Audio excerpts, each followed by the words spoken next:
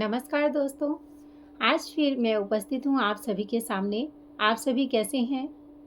आशा है कि आप सभी को मेरे द्वारा रचित रचनाएं पसंद आती होगी। तो जल्दी से सब्सक्राइब करें मेरे चैनल को ऋतु गर्ग कुछ एहसास अपनों के साथ। आप सभी की प्रतिक्रियाएं हमारा मनोबल बढ़ाती है, हमें प्रेरित करती है हम कुछ करें। आप सभी के समक्ष एक प्रेरणा के रूप में अपनी कविताएं, समाज की जागृति के लिए अपनी रचनाएं आप सभी के समक्ष लाने के लिए आप सभी के कमेंट का होना अत्यंत आवश्यक है।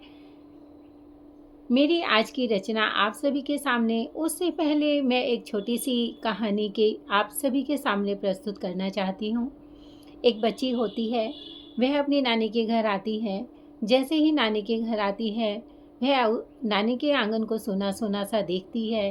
पेड़ पौधे सभी सूख गए, घर सूना सूना है, घर में कोई रौनक नहीं है, मामा मामी भी नहीं है और कोई भी उसे दिखाई नहीं देता। नानी को अकेला पाकर वह उदास हो जाती है, उसे अच्छा नहीं लगता। उसे अपने बचपन के दिन याद आ जाते हैं, जब वह नानी के घर आती, खूब चहल पहल होती, हरे भरे वृक्ष पेड़ पौधे होते, तो उसका खूब मन लगता अपनी नानी के घर। नानी भी उसके लिए बहुत सारे पकवान बनाती, उसके लिए तरह तरह के व्यंजन बनाती, तो हमेशा उसका मन अपनी नानी के घर आने के लिए करता। लेकिन अब काफ़ी दिनों के बाद वह अपनी नानी के घर आई, क्योंकि पढ़ाई के लिए वह बाहर पढ़ती थी। तो जब वह नानी के घर आई तो उसका मन उदास हो गया। उसने देखा पेड़ पौधे सूख गए, वैसी रौनक अब घर में नहीं है।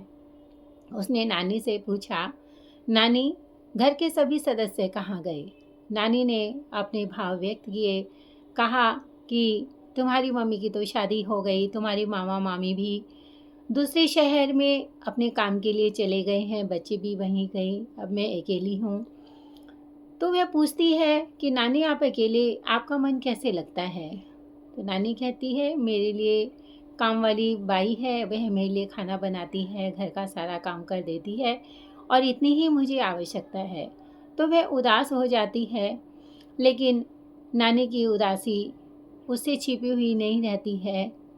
वह सोचती है, अब नानी किससे बात करती होगी, कैसे नानी का मन लगता होगा।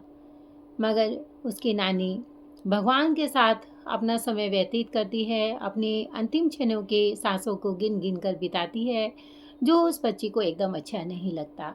उसी पर मेरी एक रचना आप सभी के सामने प्रस्तुत है, साथ। मेरी रचना का शीर्षक है साथ।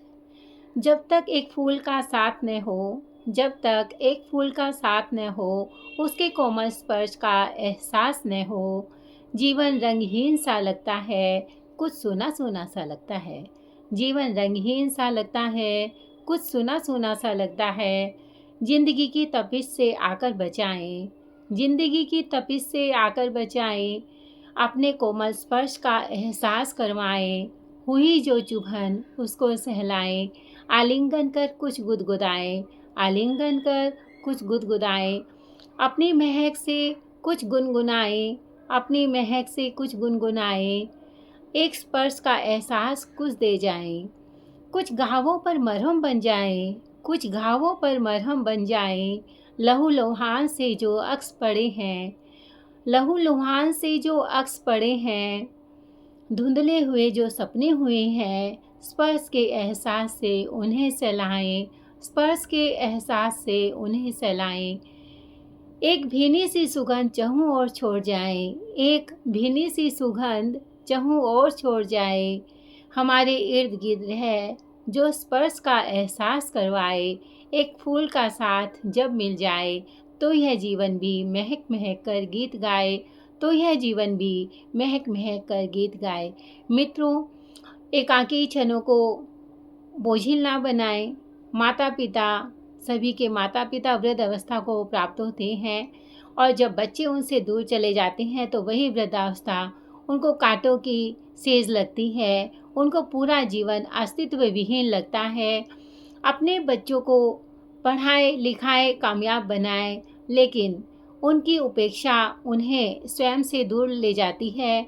उनको भी उपेक्षित ना करें, उनको भी प्यार का एहसास करवाएं और अपने साथ रहने के लिए प्रेरित करें, क्योंकि उनका लक्ष्य भी बड़ों के साथ ही सर्वांगीण विकास की तरफ जा सकता है। उनकी जब बड़ों के आशीर्वाद में वह रहते हैं तो उनका भविष्य भी स्वर्णिम होता है। तो मित्रों, मेरी कहानी के साथ आपको मेरी रचना पसंद आई होगी। Please like, comment and subscribe करना मत भूलिएगा। धन्यवाद।